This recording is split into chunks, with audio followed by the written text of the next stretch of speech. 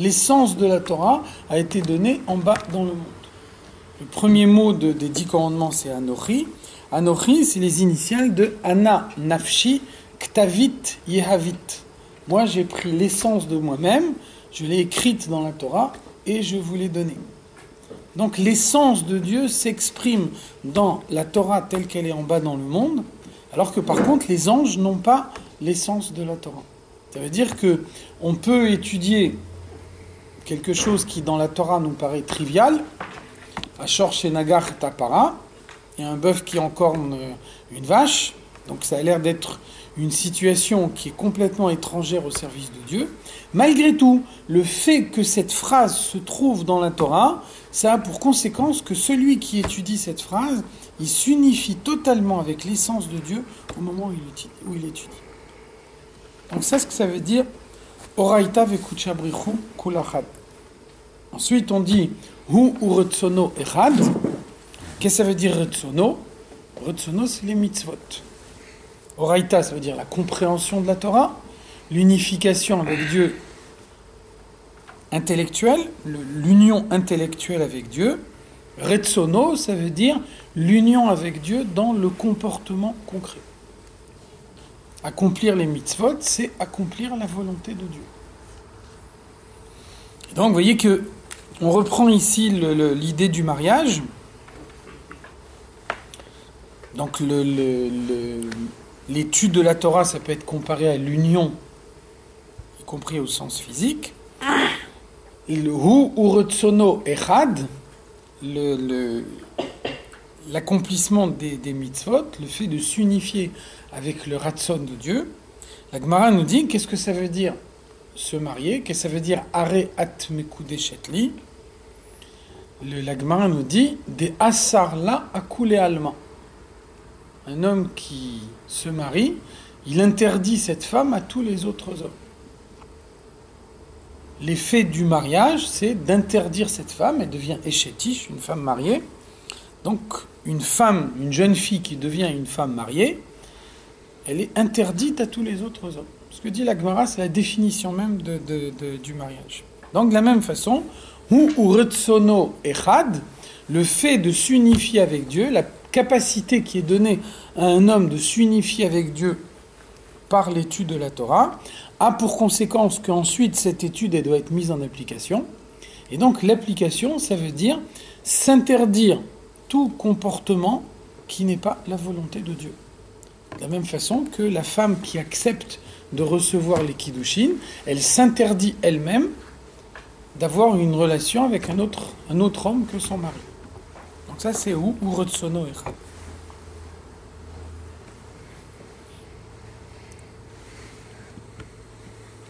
Arekucha brichu iume malekol almin veshave yafal piken en haolamot shavim bema'alatam. La présence de Dieu est identique partout. On cite bien ici Memalekol almin. Memalekol almin, vous savez que il y a 2 lumières de Dieu qui sont à l'origine de la création. Memalekol almin, c'est la lumière qui entre à l'intérieur de chaque stade de la création. Sovev kol almin, c'est la lumière qui entoure la création, qui n'est pas une lumière qui entoure la création dans sa globalité. Chaque créature a la lumière de Sovev qui lui est propre. Chaque créature qui existe a son mémalé personnel et son Sovev personnel. Le mémalé, on le ressent. On ressent la présence du mémalé. Le mémalé, c'est ce qui apporte la vie, ce qui fait qu'un être est vivant. Le Sovev, on ne le ressent pas, parce qu'on est uniquement entouré par le Sovev. Ça veut dire que le mémalé, il épouse la limite de la créature. Le Sovev ne le fait pas. Donc le mémalé, c'est ce qu'on ressent le plus, et c'est ce qui apporte la vitalité la plus réduite. Le Sovev, c'est ce qu'on ressent le moins, c'est ce qui apporte la vitalité la plus importante. Et donc les deux faits sont liés. Comme le mémalé, il est profondément ressenti, ça veut dire qu'il épouse totalement les limites de la créature, et donc la vitalité qu'il peut apporter n'est qu'une vitalité limitée. Le Sovev, il n'est pas limité par les limites de la créature, donc lui, il peut apporter une vitalité beaucoup plus importante. Donc là, ici, on ne nous parle pas du tout du Sovev, on parle uniquement du Mémalé. Donc, qu'est-ce que ça veut dire Mémalé? Mémalé, ça veut dire que la lumière de Dieu s'introduit en chaque créature. Elle épouse les limites de chaque créature. On pourrait penser, si Dieu éclaire le monde par une lumière qui est mémalée, ça peut vouloir dire que la présence de Dieu n'est pas identique partout. Il y a des stades de la création, en particulier le monde matériel, où la limite elle est extrême. Si la limite elle est extrême, ça veut dire que la lumière de Dieu qui peut rentrer à l'intérieur du mémalé, elle est très réduite. Inversement, dans les mondes spirituels, en Atsilut, la limite elle est beaucoup plus grande, et donc la lumière de Dieu elle est beaucoup plus forte, beaucoup plus intense. Donc, est-ce que cette notion de mémalé, ça ne veut pas dire que Dieu n'est pas présent de manière identique dans toute la création? Donc ça, c'est la première idée qu'on exclut ici. Ihu mémalé kol almin béchavé. Dieu est présent partout de la même façon. Dieu se dévoile dans le monde matériel exactement de la manière dont il se dévoile dans les mondes spirituels les plus élevés. À ce moment-là, qu'est-ce qui fait la différence? Pourquoi on dit que dans le monde matériel, le mémalé est très réduit, alors que dans les mondes spirituels, le mémalé, il est au contraire très large. Donc qu'est-ce qui fait la différence si on dit que la lumière de Dieu elle est identique partout? Donc la réponse à la question, En aolamot shavin bema'alatam. Ce n'est pas la lumière de Dieu qui est différente, mais ce sont les mondes qui sont différents. Et donc, ashinoyhu meha mekablim. La différence vient de ceux qui reçoivent la lumière. La lumière, elle est identique partout, mais ceux qui reçoivent la lumière ne la reçoivent pas tous de la même façon. Quand on dit que le Dieu se cache dans le monde matériel, ça ne veut pas dire que Dieu est absent du monde matériel, ça ne veut pas dire que Dieu est moins présent dans le monde matériel qu'il est dans le monde spirituel. Ça veut dire que on a donné aux créatures du monde matériel un voile plus important. Quelqu'un marche dans la rue avec des lunettes opaques, il ne voit rien du tout. Ce n'est pas parce qu'il a des lunettes opaques sur les yeux que la rue elle est changée. La rue, elle reste identique, la rue, elle est la même. Simplement, quelqu'un qui ne porte pas les lunettes, il verra la rue telle qu'elle est, alors que celui qui a des lunettes opaques sur les yeux, il ne voit rien. Vous voyez que le changement, il n'est pas dans le monde, le changement, il est dans la capacité de percevoir. Donc ça, c'est une idée très importante, et on va la développer par la suite, en montrant que finalement, il y a même deux distinctions. Il y a une distinction qui vient des mondes, et puis il y a une distinction qui vient des créatures elles-mêmes. Ça veut dire qu'il ne faut pas croire que, au sein du monde, tout le monde perçoit la lumière de Dieu de la même façon. On peut se placer soi-même dans un état d'aveuglement qui fait qu'on ne ressent pas la présence de Dieu dans sa vie. Ou inversement, un homme, il peut arriver à un degré de finesse de la personnalité qui va ressentir clairement l'intervention de Dieu dans sa vie.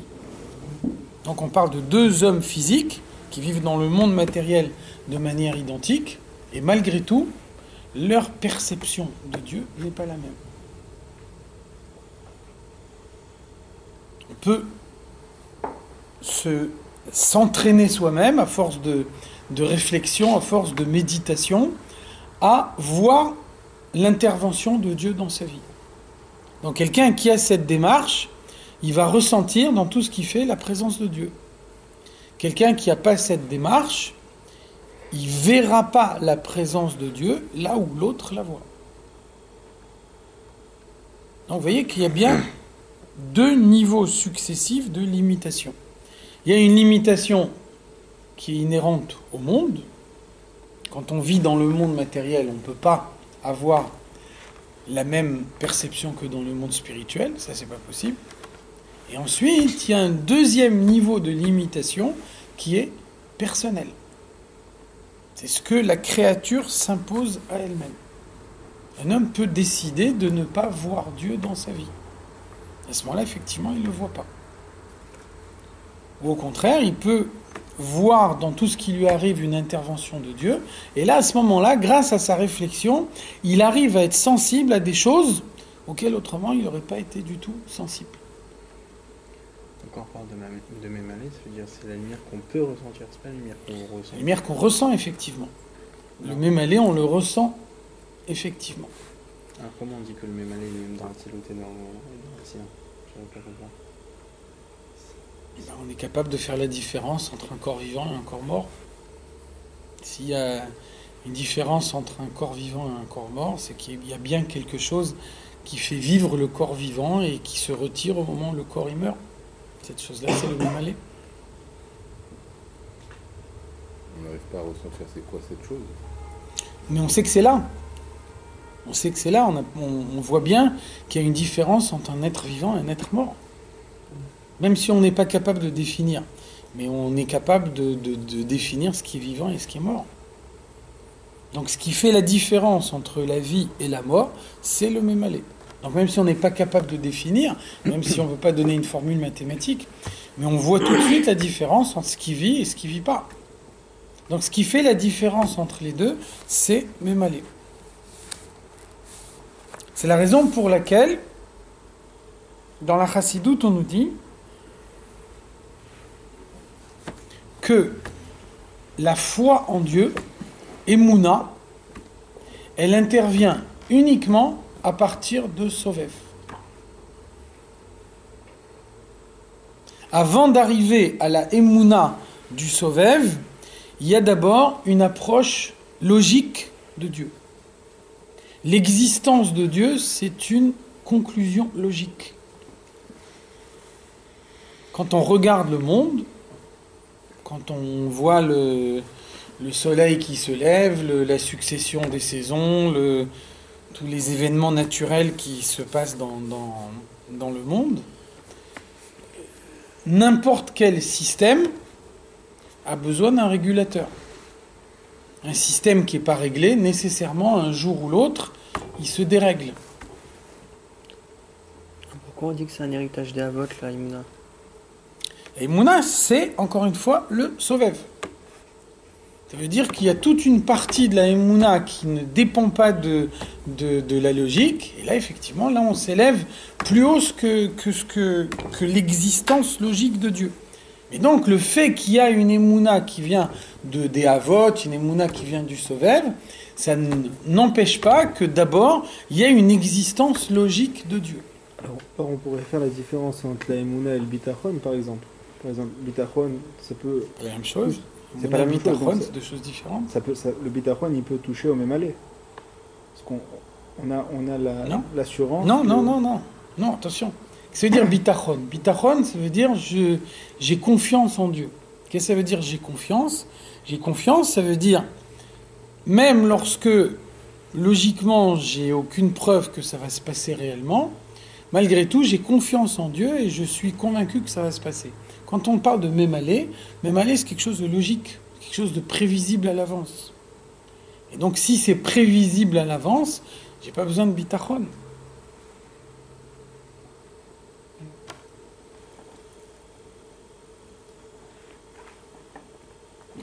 Donc on fait intervenir le bitachon lorsque la logique s'arrête. Donc ça c'est une idée importante parce que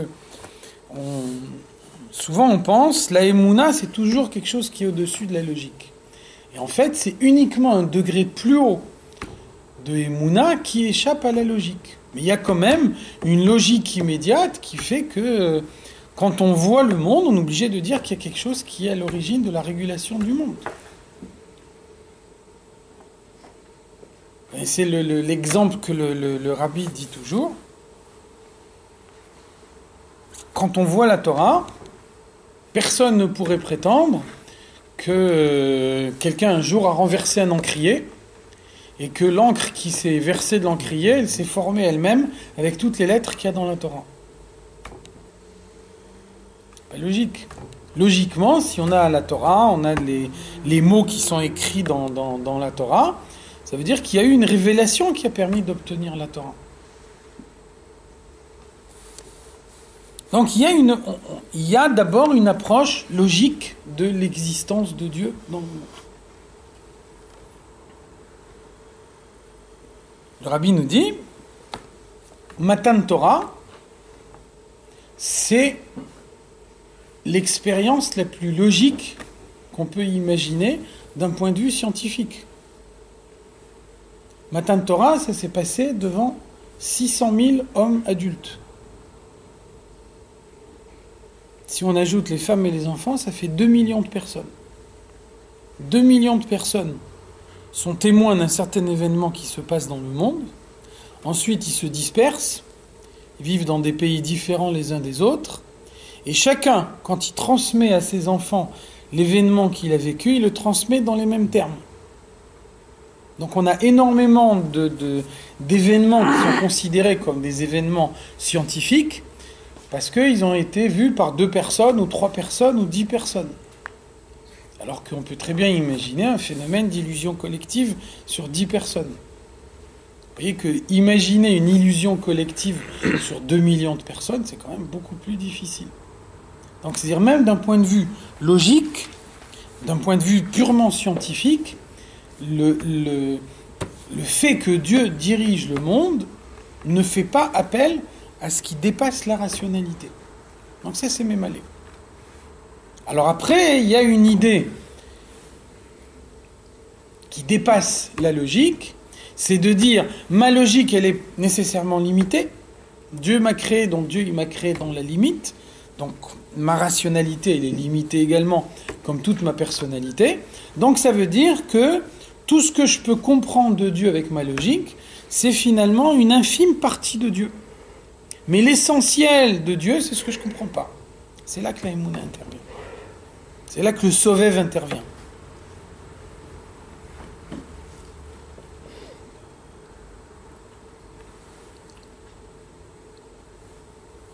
Vous voyez que par exemple, Moshe Rabbeinu demande à Paro de libérer les Bnei Israël. Paro il répond, Et avaye lo yadati, ve'et Bnei Israël lo ashaleach. Moshe Rabbeinu il dit, Ko amar avaye, voilà ce que dit avaye, Shalach et ami ve'yavduni. Libère mon peuple et qui vienne me servir. Donc avaye, c'est yutke vavke, c'est haya hove veiye. On prend haya, il a été, hove il est, iye il sera. Ça veut dire dans un instant du temps, on arrive à cumuler à la fois le passé, le présent et le futur. Dans le monde, c'est pas possible. Un instant, il appartient ou au passé, ou au présent, ou au futur. Il ne peut pas appartenir aux 3 à la fois. Donc quand on prend le passé, le présent et le futur, on arrive à cumuler tout ça dans un seul mot, là on est plus haut que les limites du monde.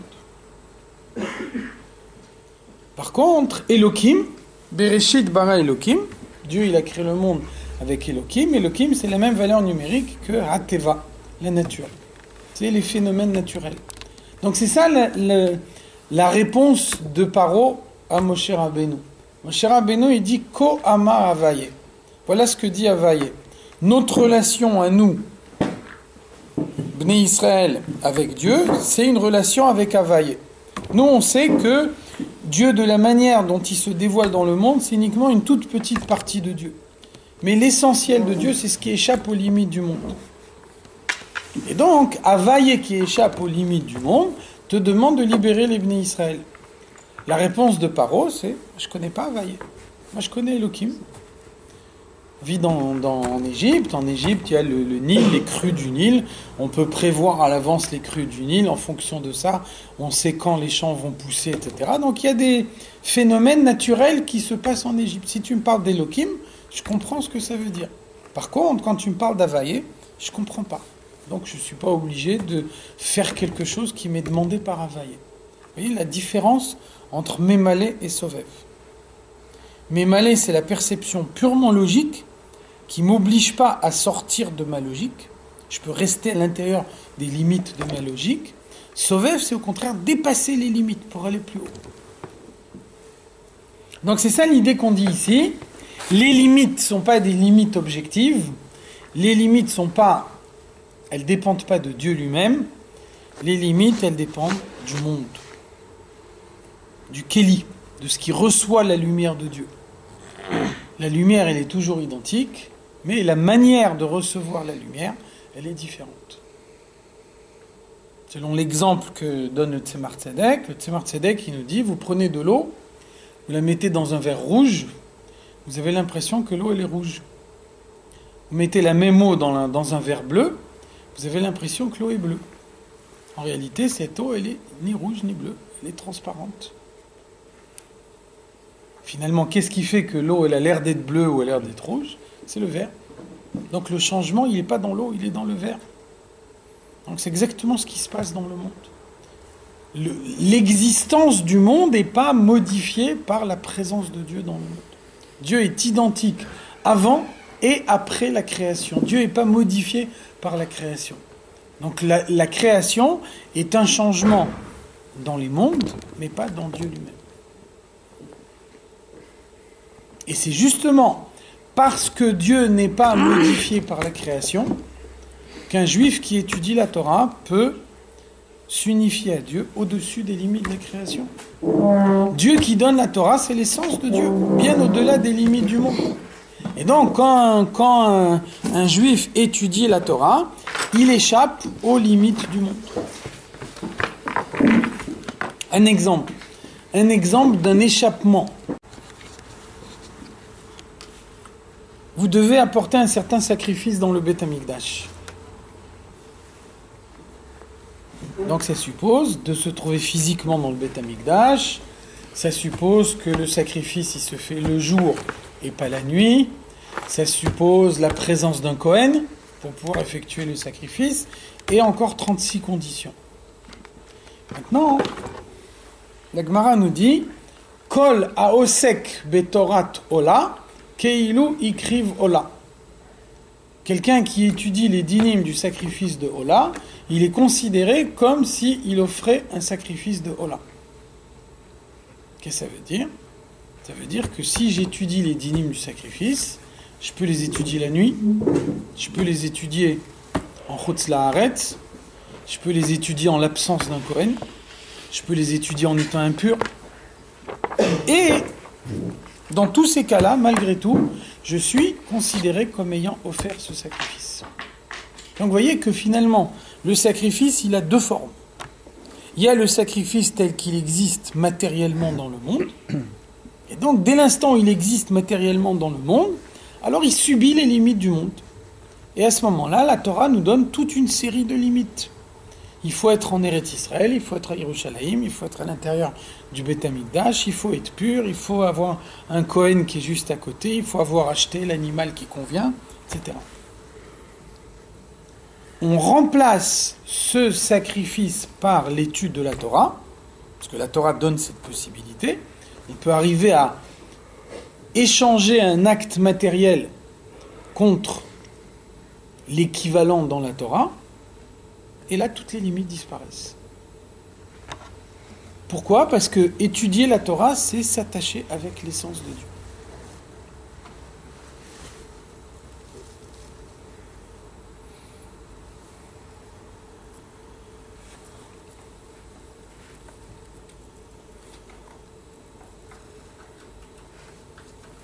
Bébé de Prinot.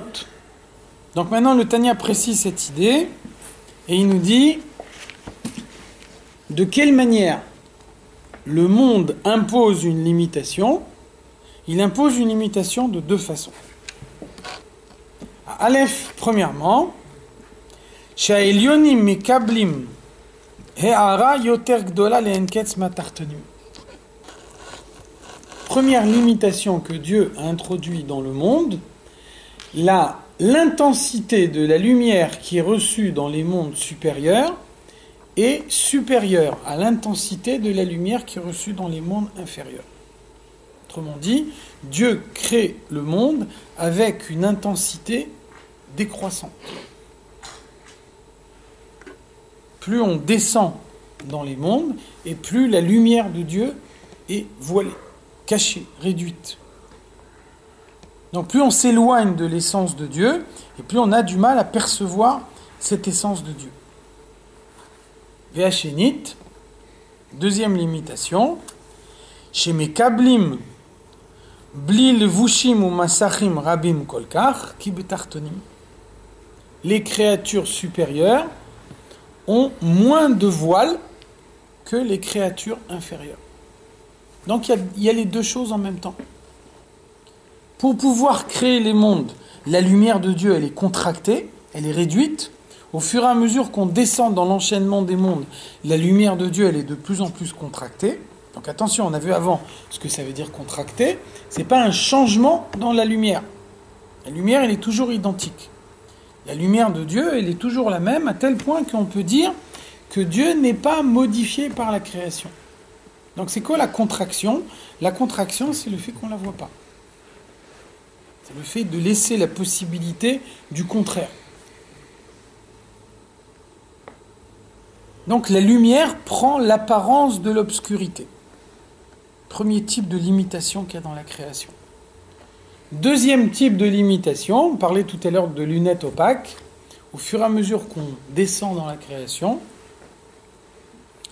les lunettes qu'on a sur les oreilles, sur les yeux, sont de plus en plus opaques. Les limites que subissent les créatures sont de plus en plus importantes. Et donc, c'est ça finalement le but de la création. Le but de la création, c'est qu'un homme qui subit toutes les limites possibles et imaginables, et qui a toutes les raisons logiques de ne pas accomplir la mitzvah, l'accomplit quand même. Ça justifie la création du monde. Un ange, il accomplit la mitzvah d'une manière infiniment plus haute qu'un homme, mais il n'a pas le libre arbitre. Il ne subit pas de limite. La lumière n'est pas contractée. Et donc pour lui, la mitzvah qu'il accomplit est une évidence. Bien que son accomplissement de la mitzvah soit bien plus haut que celle de l'homme, ce qui fait n'a pas de valeur. Un homme, il accomplit une mitzvah d'une façon beaucoup plus limitée qu'un ange, et malgré tout, sa mitzvah, lui, elle a plus de valeur que celle de l'ange. Pourquoi ? Parce qu'il pourrait faire autrement. Parce que le monde entier lui dit que c'est l'inverse qui est plus logique. Et donc, il va contre le monde entier et il accomplit la mitzvah. Et donc, ça fait la valeur de cette mitzvah au point que ça justifie la création. Si c'est l'homme qui justifie la création par ses mitzvot, comment ça se fait que les anges ont le pouvoir d'être mékatregim sur nous au point de vouloir nous dire à Dieu c'est quoi ce Un ange, il n'est pas mékatreg par son pouvoir personnel. Il est mékatreg parce qu'il a été chargé de faire un kitroug. C'est pas l'ange qui décide lui-même, qui prend lui-même la décision d'accuser. Un ange, il n'est pas capable de prendre la moindre décision. Un ange qui accuse, c'est parce qu'il est chargé d'accuser. À part le Satan. Bien sûr. C'est son travail. C'est son travail. Il a été créé pour ça. Il a été... Et la preuve que c'est son travail, c'est qu'il n'est pas puni pour son accusation. D'un côté, on essaye de faire en sorte que son accusation elle soit annulée. D'un autre côté, on ne lui reproche pas d'avoir fait cette accusation. Parce que c'est son travail, il a été créé de cette façon-là. La Gemara nous dit, le corbeau, il est cruel par nature. On ne voit pas que la Torah elle a prévu une punition du corbeau parce qu'il est cruel. D'un côté, on constate que le corbeau, il est cruel, c'est sa nature, c'est de cette façon-là que Dieu l'a créé. D'un autre côté, le fait qu'il est cruel, c'est pas de sa faute, c'est pas un choix de sa part, il peut pas faire autrement. Il a été créé de cette façon-là. Donc par exemple, un homme qui décide d'être cruel, il mérite une punition parce qu'il pourrait mettre sa cruauté de côté. Le corbeau qui est cruel, il n'est pas puni parce qu'il ne peut pas faire autrement. Un ange qui accuse, il fait ce pourquoi il a été créé. Donc vous voyez que le monde, c'est la superposition de deux types de limites. La limite qui vient de la lumière de Dieu. La lumière de Dieu, elle se voile de plus en plus à nos yeux. Donc ça, on a dit, ça c'est une donnée objective. Ça s'impose à tout le monde de la même façon. On vit dans le monde matériel, on reçoit la lumière du monde matériel, on ne peut pas faire autrement. Et après, deuxième type de limitation, c'est l'écran que chacun place entre lui et cette lumière. Et c'est là qu'intervient l'effort personnel de chacun. En fonction de l'effort personnel de chacun, cet écran, il peut être plus ou moins épais, plus ou moins opaque. C'est-à-dire qu'un homme, il se crée lui-même ses propres difficultés. Un homme qui décide de ne pas voir Dieu dans sa vie, alors, effectivement, il ne voit pas Dieu dans sa vie. On dit dans les Torachot qu'il y a dans la Torah, on dit le Ve'im telchu imi bekeri.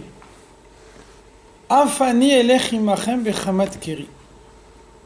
Si vous décidez d'agir mal envers moi, alors moi aussi je vous donnerai le mal qui est en conséquence de vos actions. Keri, ça veut dire l'ikrot. L'ikrot, ça veut dire se passer. Ça se passe. Il y a un événement qui se passe au hasard. Im telchu imi bekeri.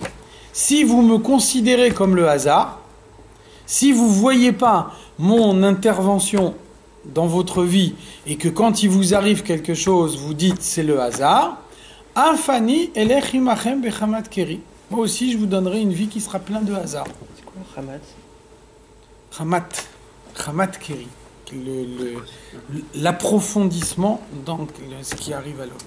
Voulez-vous voir dans le hasard, alors vous vivrez toute votre vie dans le hasard. Vous avez choisi de ne pas voir Dieu dans votre vie, donc Dieu il se voilera entièrement à vous.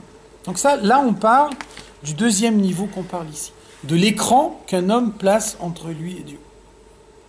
Et ça c'est la volonté de chacun, l'utilisation du libre arbitre de chacun.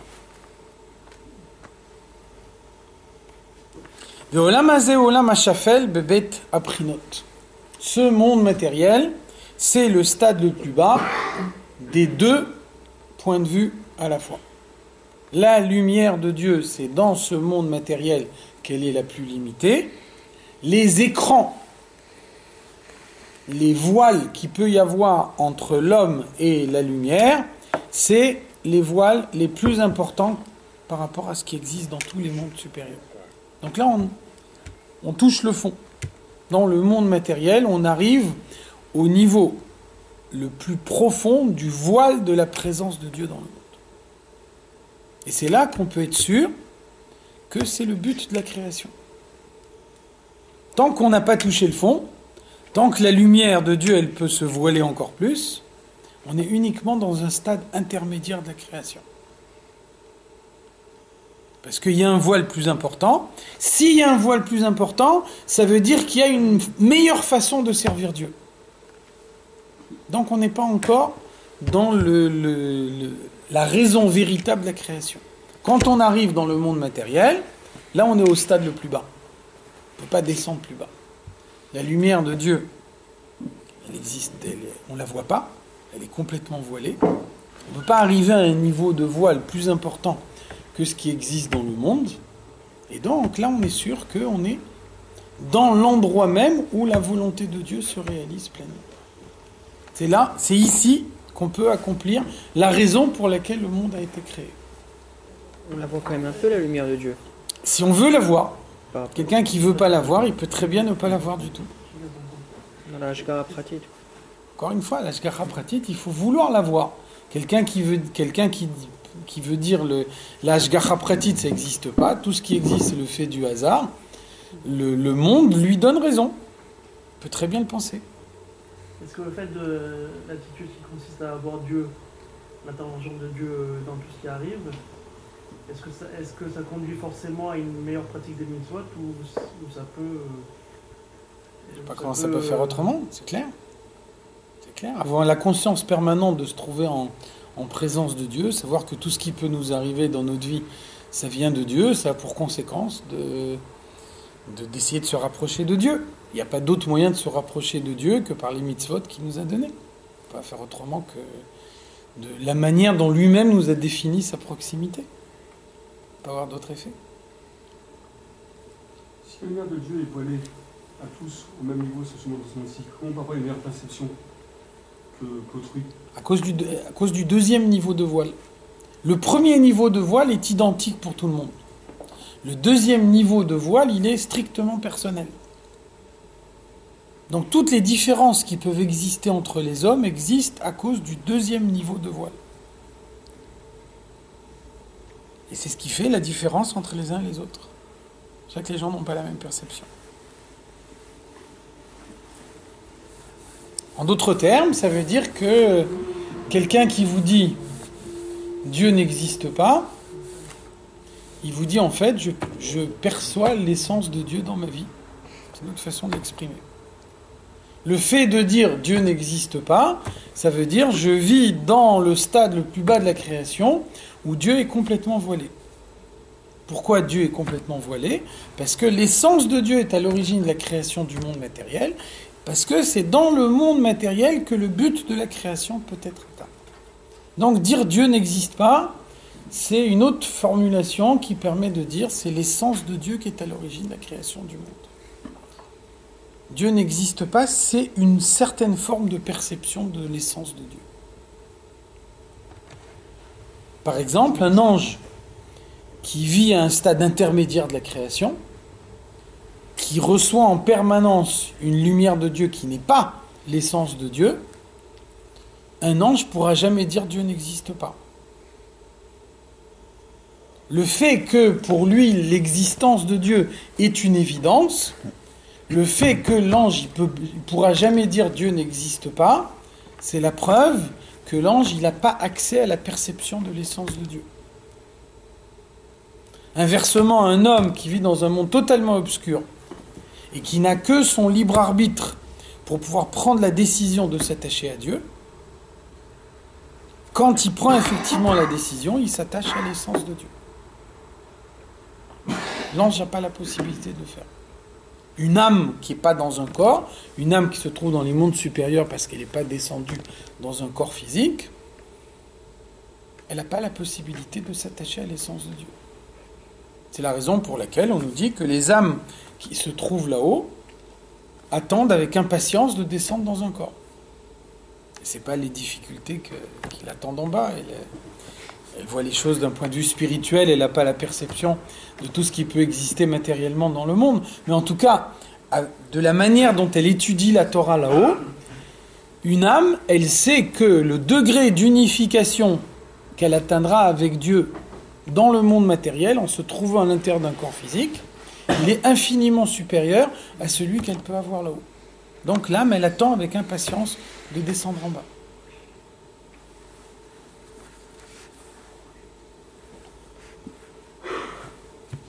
Donc on a dit, ce monde matériel, c'est le stade le plus bas de la création.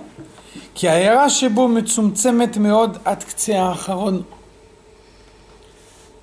lumière de Dieu qui se trouve dans le monde, elle est réduite à son état maximal.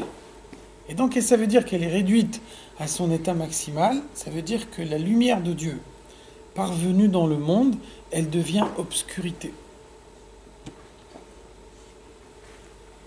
L'obscurité, ce n'est pas une absence de lumière. L'obscurité, c'est une forme négative de lumière. De la même façon que la haine, ce n'est pas une absence d'amour. La haine, c'est un amour négatif. La haine, c'est une certaine façon d'aimer. Le contraire de l'amour, c'est l'indifférence. L'indifférence, c'est effectivement le contraire de l'amour. Par contre, la haine, ce n'est pas le contraire de l'amour. La haine, c'est une certaine forme d'amour. Avoir de la haine pour quelqu'un, ça veut dire que ce quelqu'un, il ne vous laisse pas indifférent. Si vous laissez indifférent, vous seriez effectivement indifférent. Donc la haine, c'est la forme la plus basse, la forme la plus première de l'amour. De la même façon, l'obscurité, c'est la forme la plus basse de la lumière. On a vu déjà l'exemple du Tzemar Tzedek. Tzemar Tzedek, il nous dit, vous avez une source de lumière, et puis, cette source de lumière, vous allez mettre une série de rideaux successifs. Donc, à l'issue du premier rideau, la lumière, elle est un peu moins forte. À l'issue du deuxième rideau, elle est encore un peu moins forte. Et puis, quand vous arrivez au 50e rideau, la lumière, elle est devenue obscurité. Cette lumière qui est devenue obscurité, elle émane également de la source de première, la source de lumière qu'il y avait au début. Et donc, pourquoi elle est devenue obscurité ? Parce qu'il y a eu 50 rideaux au milieu. Mais finalement, cette obscurité que vous avez là, c'est également une forme de lumière. Donc, l'obscurité, c'est une lumière négative. Et l'obscurité, c'est le stade ultime de la contraction de la lumière de Dieu tel qu'il est dans le monde matériel. Velachen ou chumri vegashmi. C'est la raison pour laquelle ce monde est non seulement matériel, gashmi, mais il est aussi chumri, grossier. Grossier, c'est beaucoup plus que matériel. On peut imaginer quelque chose de matériel qui soit néanmoins raffiné, c'est-à-dire qui ne voile pas la présence de Dieu. Chumri, chumriyut, la grossièreté, ça veut dire délibérément empêcher Dieu de se dévoiler dans le monde. Donc le monde, il n'est pas seulement matériel, il est aussi grossier, et c'est l'intervention de l'homme, notamment l'utilisation de la matière par l'homme pour accomplir les mitzvot, qui retire la grossièreté du monde. Mais le monde, par lui-même, par sa nature, il est grossier. C'est quoi une différence concrète dans la vie de tous les jours entre quelque chose de grossier et quelque chose de matériel ? Quelque chose de grossier, ça veut dire que par exemple, on peut manger un aliment uniquement pour en tirer une force physique qui permet après de prier ou d'étudier la Torah, sans avoir à l'esprit le goût qu'il y a dans l'aliment. À ce moment-là, c'est uniquement la matérialité de l'aliment qui nourrit l'homme. Inversement, on peut manger un aliment parce que c'est bon. Et donc, pendant tout le temps qu'on mange l'aliment, on va supprimer complètement le service de Dieu de son esprit, et on aura uniquement dans son esprit le fait que cet aliment, il est bon, et en ce moment, je me fais plaisir en le mangeant. De cette façon-là, l'aliment matériel, il devient grossier. C'est quoi la différence ? La différence, c'est que l'aliment qui est mangé de la première façon, ce sera relativement facile de pouvoir utiliser l'énergie qu'on en a tirée pour servir Dieu, pour prier, pour étudier la Torah. Ce sera beaucoup plus difficile lorsque l'aliment il a été consommé de la deuxième façon, même si c'est le même aliment. Parce qu'il est rentré dans le corps dans une façon beaucoup plus grossière, et donc qu'on a besoin d'un effort beaucoup plus intense pour pouvoir ensuite le transformer en énergie positive qu'on va utiliser pour le service de Dieu. Concernant la lumière négative qui est en fait l'obscurité, enfin, dans l'exemple que vous avez donné, on aurait cru que c'était une transformation de la lumière. Parce qu'en fait, dans l'exemple du Tzemar Tzedek, la lumière, on a, en mettant les différents rideaux, on aurait pu comprendre qu'il y a une transformation de cette lumière. Alors on a dit plus haut que c'était la même lumière de Dieu partout dans le monde. C'est plus une transformation quand elle devient obscurité que quand une lumière intense, elle devient une lumière réduite. C'est aussi une transformation. Quelle différence entre les deux ? Donc ce qui fait qu'en fait la lumière de Dieu, elle n'est pas intacte dans tous les mondes. Elle est identique dans tous les mondes. Encore une fois, quand on dit contracter, ça ne veut pas dire modifier la nature de la lumière, ça veut dire simplement la voiler. Donc en fait, quand il y a la lumière, elle est identique partout, seulement on peut arriver à ne pas la ressentir du tout. Donc, bien qu'elle soit là. Qu'est-ce qui s'est passé concrètement entre la lumière qu'on voyait blanche et l'obscurité qu'on voit noire ? Ce qui s'est passé, c'est toute une série de rideaux. Et donc, toute une série de choses évidentes qui tout d'un coup ne le sont plus. La même lumière, telle qu'elle était à l'origine, elle ne voilait pas la présence de Dieu. Quand elle a subi toutes ces limites, elle est capable de voiler la présence de Dieu. Pourtant, c'est la même lumière. Un autre exemple, encore plus frappant peut-être. Dans le monde, il y a du mal, et il y a des stades de la création où le mal n'existe pas. Alors d'où il vient le mal? Et le mal, il vient du bien. Il vient de l'arbre de la connaissance du bien et du mal. Plus haut. L'arbre de la connaissance est dans le monde matériel. Plus haut, dans les mondes spirituels. Il y a des mondes spirituels dans lesquels le mal n'existe pas. Il n'y a que du bien. Qu'est-ce que ça veut dire? Ça veut dire qu'à l'origine, le mal, c'est du bien. En fait, le mal est un bien négatif. C'est exactement ça. Ouais. Le mal, il a été créé pour qu'on ne le fasse pas. Le mal, il a été créé pour donner le choix à l'homme. S'il n'y a que le bien dans le monde, à ce moment-là, on peut faire que le bien. Si par contre, le mal existe, à ce moment-là, il y a le bien et le mal, donc il y a la possibilité d'un choix. Quand un homme, il choisit le bien, à ce moment-là, il élève le mal. Inversement, quand un homme fait le mal, il fait quelque chose que le mal lui-même ne lui demande pas. Au moment où l'homme fait le mal, c'est là que le mal devient réellement mal. Par contre, tant que l'homme n'a pas fait le mal, et que le mal, il est utilisé uniquement pour faire la distinction entre le mal et le bien, le mal, il est bien. Le mal, il est bien parce qu'on a besoin du mal pour pouvoir mettre du bien à côté. C'est pour ça qu'on dit, le 6e jour de la création, on dit « Vayar Hashem et kol asher asa, vehine tov meod ». Dieu a vu tout ce qu'il avait fait, et c'était très bien. Chachamim nous disent « Tov ze briyata tov, tov meod ze briyata ra ». Tov, c'est la création du bien. Tov meod, c'est la création du mal. Un monde dans lequel il n'y a que le bien qui existe, il est uniquement tov. Il n'est pas tov meod. Quand est-ce qu'il devient tov meod? Lorsque le mal existe également dans le monde. Parce qu'on a besoin du mal pour que le bien soit bien. Et s'il n'y a que le bien, il n'y a pas de mal. Si à ce moment-là, il n'y a pas de choix. On ne dit pas l'obscurité, c'est l'absence de lumière plutôt que de la lumière négative. L'obscurité n'est pas l'absence de lumière. La preuve, c'est que la lumière a été créée le premier jour de la création. Et la différence entre le jour et la nuit, c'est-à-dire la différence entre la lune et le soleil, Amaora Gadol, Amaora Katan, a été créée le 4e jour. Donc qu'est-ce qui se passe entre le premier jour et le 4e jour? Il y a la lumière, mais il n'y a pas la distinction entre le jour et la nuit.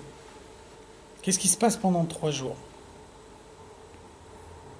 Rashi nous dit Or vechoshech mishtamshim be'arvuvia. La lumière et l'obscurité s'entremêlent. Qu'est-ce que ça veut dire? Ça veut dire que c'est uniquement à partir du 4e jour de la création que Dieu a fixé que la lumière chasse l'obscurité. Par contre, pendant les 3 premiers jours de la création, la lumière ne chassait pas l'obscurité. Le fait que la lumière ne chasse pas l'obscurité, c'est la preuve que l'obscurité a une existence indépendante de la lumière. Si l'obscurité c'est juste une absence de lumière, à ce moment-là, il faut que dès le premier jour, la lumière chasse l'obscurité. Donc si on voit que pendant 3 jours, la lumière ne chasse pas l'obscurité, que c'est uniquement à partir du 4e jour, quand Dieu fait un ordre entre le jour et la nuit, c'est à ce moment-là seulement que la lumière commence à chasser l'obscurité. Donc ça, c'est la preuve que l'obscurité a une existence indépendante de la lumière. L'obscurité n'est pas uniquement une absence de lumière.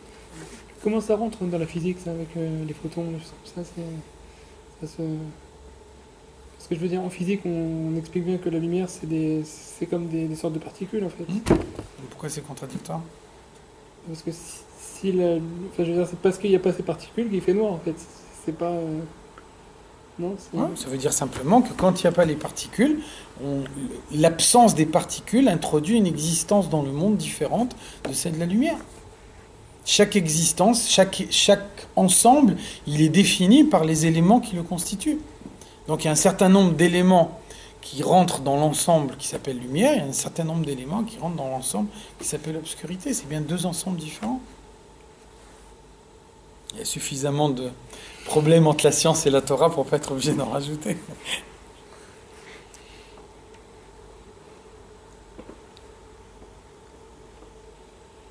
Donc non seulement Dieu crée un monde qui est grossier, pas seulement matériel, mais grossier, c'est-à-dire un monde qui est conçu pour voiler la présence de Dieu, mais gamzot, mais en plus de ça, dans ce monde, ou bilvushim ou masachim rabim, dans ce monde,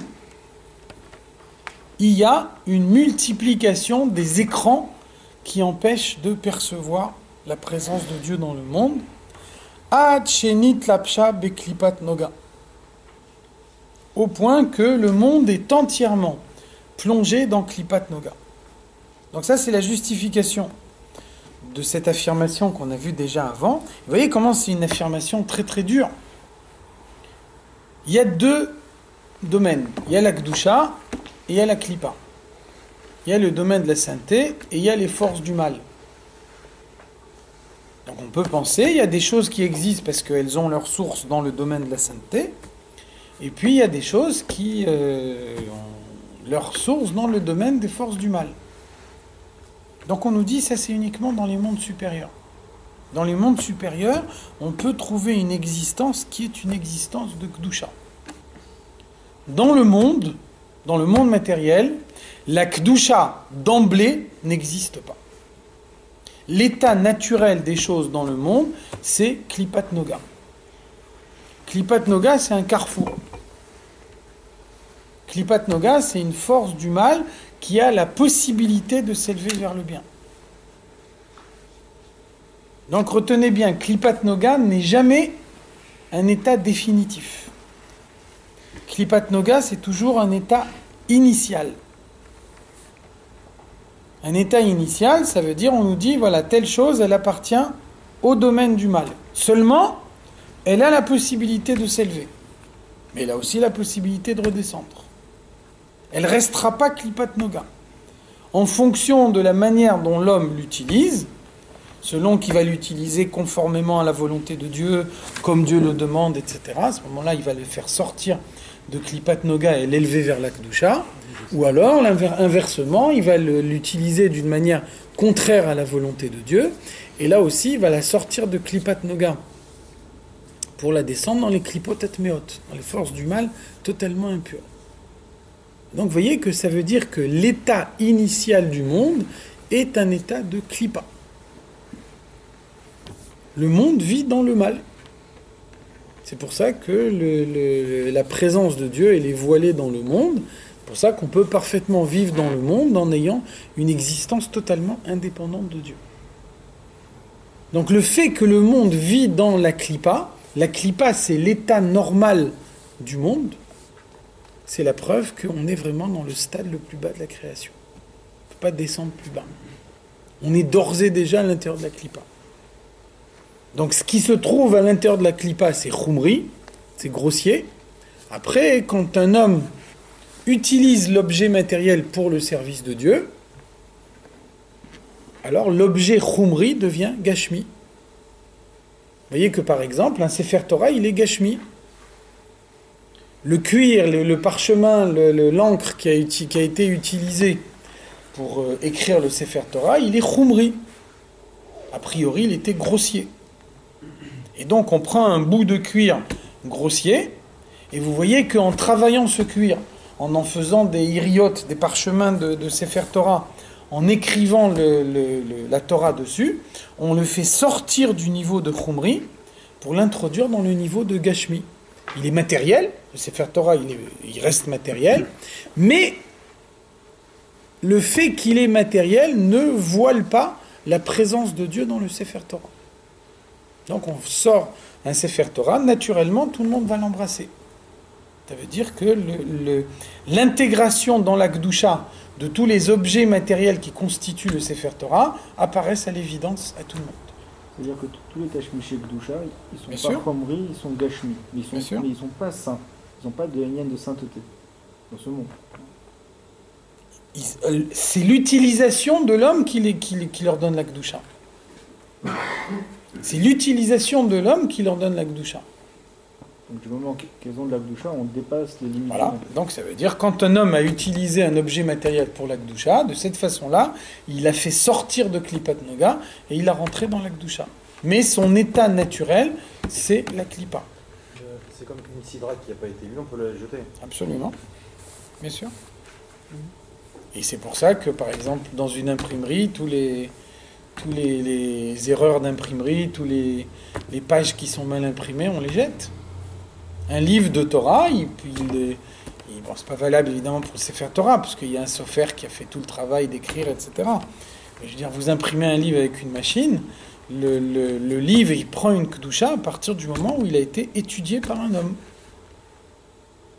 C'est l'utilisation par l'homme qui sort l'objet de la chumriyut pour le rentrer dans Gashmiyut. Pour expliquer Chumriyut, Gashmiyut.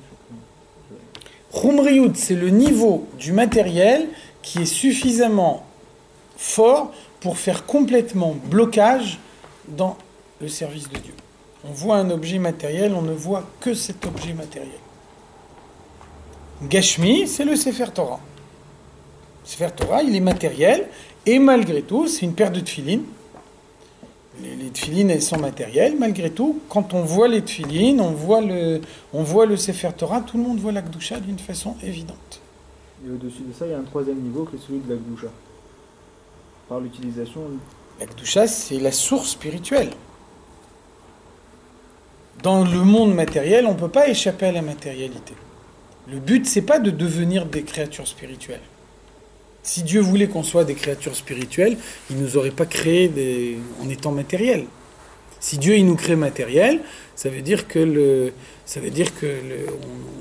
on a besoin d'une existence matérielle. Le but, c'est d'utiliser la matière pour le service de Dieu. Vous savez qu'il y a une discussion entre le Rambam et le Ramban.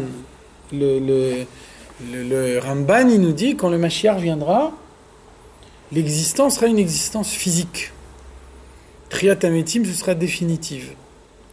Et le Rambam, par contre, il nous dit Triat Ametim sera dans un premier temps, et puis ensuite, tout va disparaître, et l'existence sera une existence purement spirituelle. Donc le Rambam, il dit chaque fois que la Torah nous promet des choses matérielles, Vegar Zev im Keves, le loup va habiter avec l'agneau. Le Rambam, il dit Akol Mashal Umlitza. Ça, c'est des images qui sont données par la Torah. La Torah le dit pas au sens propre. Donc ça, c'est une des rares fois où on voit que la Chassidoute, elle va pas dans le sens du Rambam. La Chassidoute, elle nous dit que quand le Mashiach viendra, l'existence sera effectivement une existence physique. Et donc la Chassidoute nous dit très simplement, c'est une déduction logique. Qu'est-ce qui fait venir le Mashiach ? C'est les mitzvot qu'on accomplit concrètement dans le monde par l'intermédiaire de son corps. Et donc, c'est pas logique de dire que on a besoin de son corps pour faire les mitzvot qui font venir le Mashiach, et puis ensuite, une fois que le Mashiach est là, on n'a plus besoin de son corps. C'est pas logique. Si le corps, il a été utilisé pour faire venir le Mashiach, alors il faut qu'une fois que le Mashiach y vienne, que le corps, il ait aussi sa part dedans. Sinon, si quand le Mashiach y vient, on n'a plus besoin de son corps, ça veut dire que l'existence, une existence purement spirituelle, à ce moment-là, on peut être spirituel dès maintenant. Donc si l'existence actuellement, c'est une existence physique, et qu'on a besoin de cette existence physique pour faire venir le Mashiach, ça veut dire que quand le Mashiach viendra, l'existence sera également une existence physique. Donc à ce moment-là, le corps physique, il appartiendra complètement au domaine de la Kedusha. Le mal aura disparu du monde. Donc le corps de l'homme, ce sera un corps entièrement bien. C'est une des explications du fait que le corps doit se décomposer. Le corps doit se décomposer parce que dans le corps de l'homme, il y a du bien et du mal. Et donc on décompose la partie de mal qui est en lui, de façon à pouvoir reconstruire un nouveau corps quand le Mashiach viendra, dans lequel il n'y aura que du bien. Et c'est la raison également pour laquelle le corps sera reconstruit quand le Mashiach viendra, à partir du Etzem Luz, une vertèbre. Il y a une discussion, il y en a qui disent que c'est la vertèbre la plus haute, il y en a qui disent que c'est la vertèbre la plus basse. En tout cas, c'est une vertèbre qui est indestructible, et c'est à partir de cette vertèbre, ce Etzem Luz, que le corps sera reconstruit quand le Mashiach viendra. Alors pourquoi c'est précisément le Etzem Luz qui permettra de reconstruire le corps quand le Mashiach viendra? C'est parce que le Etzem Luz, il a une particularité, c'est que il ne se nourrit que de ce qu'on mange pendant le Mlavé Malka. Le Etzem Luz, il profite uniquement de ce qu'un homme mange Motzei Shabbat, pendant le Mlavé Malka. Et donc ça veut dire que Adam Arishon, il a fait la faute vendredi après-midi. Donc il a mangé du fruit interdit, tout son corps a profité du fruit interdit, sauf le Etzem Luz. Puisque le Etzem Luz se nourrit que de ce qu'on mange Motzei Shabbat. Donc le Etzem Luz, c'est la seule partie du corps de l'homme qui ne touche pas la faute. C'est pour ça que quand le Mashiach viendra, le corps est reconstruit entièrement à partir du Etzem Luz. Et ça vous explique pourquoi dans la Kabbalah, le Melavé Malka est très important. On voit comment le rabbi souvent n'a pas fait le repas de Shabbat à midi, alors que c'est pas arrivé une seule fois que le rabbi a raté un Melavé Malka. Le Melavé Malka, il est directement attaché avec l'avenue du Mashiach. Dans la Kabbalah, le Melavé Malka, il s'appelle Soudta de David Malka Meshicha. Le repas de David, le roi Mashiach. Donc c'est ça la raison. Et qu'est-ce que ça s'appelle manger Melavé Malka? Si on mange en famille, ça s'appelle Melavé Malka? Bien sûr.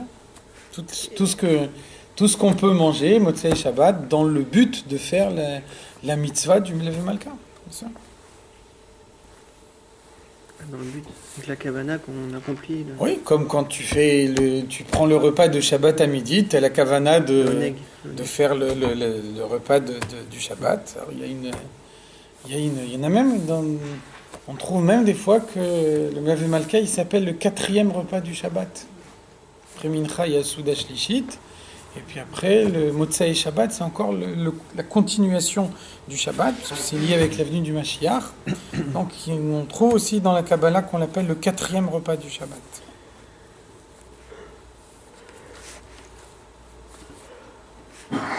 Les achiot kol dvarim ateorim sheba'olam hazeh, donc ça veut dire que tout ce qui est pur dans ce monde se trouve sous l'emprise de la Klipat Noga. Tout ce qui est impur dans ce monde se trouve d'ores et déjà dans les klipot atmeot. Donc les klipot atmeot, les forces du mal impures, à la différence de klipat noga, c'est un état définitif. Ça n'est pas un état initial. C'est la raison pour laquelle ce qui appartient aux klipot atmeot dans le monde, il ne faut pas le toucher. Vous avez un aliment interdit, cet aliment interdit, on ne le touche pas. On ne le touche pas, ça veut dire il appartient d'ores et déjà au klipot atmeot. Il ne faut pas le consommer, il ne faut rien faire avec. Il est là uniquement parce qu'on a besoin du mal pour faire la différence entre le bien et le mal. Cet aliment-là, il existe pour qu'on ne le mange pas. Son élévation à lui, c'est le fait de ne pas le manger. De ne pas le toucher. Donc ça veut dire il appartient au klipot atmeot, c'est son état définitif, il va rester dans les klipot atmeot jusqu'à la venue du Mashiach, où le mal disparaîtra définitivement. Alors comment ça se fait que quand on dit que ces fautes elles deviennent des mérites? Quand un fait tchouva il a... Ça, c'est pas l'aliment lui-même, ça, c'est l'homme qui a fait tchouva, qui arrive à un niveau de tchouva tellement élevé que des choses que la Torah ne permet pas l'élévation, lui, par l'élévation de sa tchouva, il arrive à leur apporter l'élévation. C'est pour ça que, par exemple, la Gemara nous dit « Bemakom sheba'ale tchouva omdim, en tzadikim gmurim yicholim la'amod » Un Baal tchouva, il peut être plus haut qu'un tzadik gamour. Un tzadik gamour, il n'a aucune possibilité d'élever un aliment interdit. Strictement aucune possibilité. Un Baal tchouva, ça peut être quelqu'un qu'avant, il a mangé un aliment interdit. Donc cet aliment interdit, il s'est confondu à sa chair et à son sang, il est devenu une partie de lui-même. Et ensuite, quand il fait tchouva, quand il arrive à un très haut niveau de tchouva, à ce moment-là, ces avérotes sont transformées en mitzvot, donc l'aliment interdit, il est transformé également en aliment permis. Ça veut dire que l'élévation de sa tchouva lui permet de réintégrer dans le bien quelque chose que la Torah ne permet pas de réintégrer dans le bien. Donc c'est pour ça que la Gemara nous dit, des fois le Baal Tchouva peut être plus haut qu'un tzaddik. C'est valable aussi pour les trois clipot atmeot. Je pensais que c'était que pour la klipat noga. Attention, la klipat noga par elle-même, elle est pas foncièrement mal. Elle a une possibilité d'élévation vers le bien. Là on dit, on parle d'un aliment interdit. Mais ce serait possible qu'un Baal Tchouva, il élève par exemple la Orla. C'est pas possible. Bien sûr. C'est impossible qu'un Baal Tchouva, il élève un aliment taref, bien sûr. Alors c'est pas vraiment un statut définitif. Alors ça veut dire que malgré tout, on n'a pas le droit de dire je vais faire une avéra pour pouvoir ensuite devenir un Baal Tchouva et élever les aliments taref. C'est en tout cas pas ce que la Torah attend de moi. Donc ça veut dire dans un premier temps, c'est beaucoup plus sûr de se dire je mange pas l'aliment taref. Donc il a été créé pour que je le mange pas et pour que je l'ignore. Si Chas v'Shalom, quelqu'un a fait un faux pas, alors après effectivement la tchouva donne une possibilité, mais il faut pas a priori compter sur la tchouva. Il vaut mieux dans un premier temps dire je le touche pas.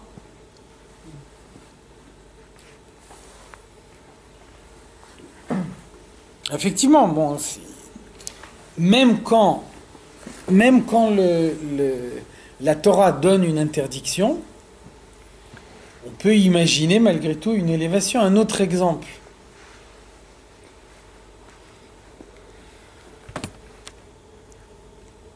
Si vous avez un aliment taref et quelqu'un est malade et le médecin dit il a besoin de manger cet aliment pour pouvoir guérir. Et donc à ce moment-là, le Rav, sur la base de ce que dit le médecin, le Rav lui donne l'autorisation de manger l'aliment. Il s'agit d'un aliment taref, c'est-à-dire un aliment qui appartient au klipot atmeot. La Torah donne la possibilité au Rav, si le médecin dit que c'est indispensable, de permettre à quelqu'un de manger un aliment taref. Dans ce cas-là, la permission du Rav, elle sort l'aliment des klipot atmeot, elle le rend en klipat noga. La preuve, c'est qu'au moment où le malade il mange cet aliment, il le mange de façon permise. Dès l'instant où on lui dit c'est permis pour lui de manger cet aliment, c'est qu'il n'est plus dans les klipot atmeot.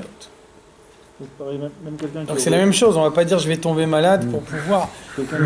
Quelqu'un qui aurait engendré aussi un mamzer, il pourrait faire une tchouva sur ça. Non. C'est justement l'exemple qu'on cite pour montrer qu'il n'y a pas de tchouva possible. Il fait partie des trois klipot atmeot. Oui, mais ça veut dire la différence entre l'aliment et le mamzer, c'est que le mamzer, il a une existence indépendante de son père. L'aliment, il n'a pas une existence indépendante de celui qui l'a mangé. L'aliment, c'est naase dam bassar kipsaro. L'aliment qu'il a mangé, il est devenu une partie de lui-même. Il fait partie maintenant de son corps à lui. Donc si lui, il fait tchouva, il peut arriver à élever dans sa tchouva tout ce qui fait partie de son corps, y compris cet aliment. Par contre, quelqu'un qui a une relation interdite, et il y a un mamzer qui naît de cette relation interdite, le mamzer, il a une existence indépendante de celle de son père.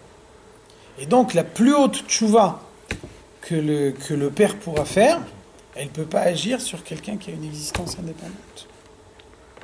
Donc effectivement, c'est un exemple qu'on nous donne d'une faute qu'on ne peut pas réparer. Il n'y a aucune possibilité de retirer la vie à quelqu'un, et donc il y a une preuve tangible dans le monde de la avéra qu'il a fait, qui va rester même après sa tchouva.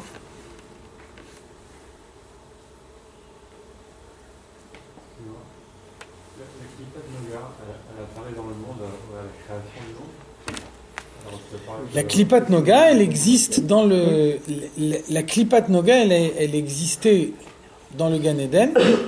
Dans le Gan Eden, Dieu a créé la klipat noga.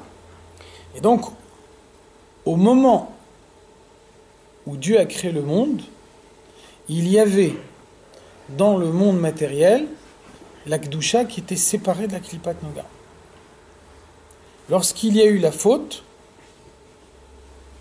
la conséquence de la faute d'Adam Arishon, c'est que le bien et le mal se sont mélangés. Et à ce moment-là, tout est devenu Klipat Noga dans le monde.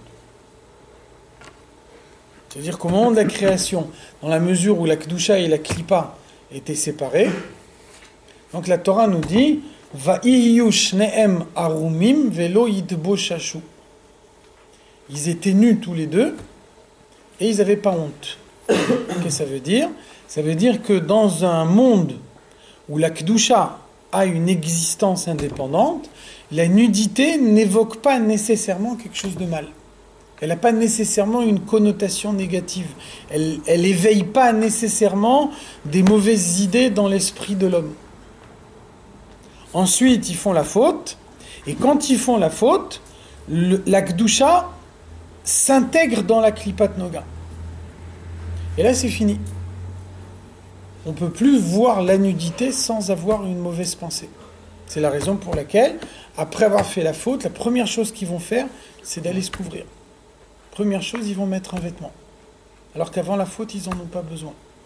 Tant qu'il y a la Kedusha dans le monde, le bien et le mal sont bien séparés dans le monde, et à ce moment-là, je peux me maintenir dans le bien sans avoir le mal dans mon esprit. On aurait pu penser que ça intervient qu'à Matan Torah, où la Torah était vraiment donnée dans le monde. Il y a des mitzvot déjà avant Matan Torah. Avant Matan Torah, il y a les mitzvot des Bnei Noach. Les mitzvot des Bnei Noach n'ont pas été donnés à l'époque de Noach, comme leur nom l'indique pas. Les mitzvot des Bnei Noach, elles ont été données à l'époque d'Adam Arishon. Donc dès l'époque d'Adam Arishon, il y a les mitzvot des Bnei Noach, 6 mitzvot. Ensuite, à l'époque de Noach, on en rajoute une 7e, Ever Minachai. On n'a pas le droit de manger le membre d'un animal vivant. Donc ça, à l'époque d'Adam Arishon, cette mitzvah, elle n'existe pas parce que les hommes sont végétariens. C'est seulement à partir de Noach qu'on a le droit de manger de la viande. Donc à une époque où tout le monde est végétarien, et vers Minachai, ça n'a pas de sens. Donc à partir d'Adam Arishon, il y a 6 mitzvot. Ensuite, quand il y a Noach, et que les hommes sont affaiblis, et qu'à cause de ça, Dieu leur permet de manger de la viande, donc là on introduit une 7e mitzvah qui est Ever Minachai. Donc depuis la création du monde, il y a des mitzvot. Dès l'instant il y a des mitzvot, il y a une klipa. Il y a quelque chose qui va contre ces mitzvot. On va s'arrêter là. Est-ce qu'on peut dire que Dieu il désirait la faute de Etzadak?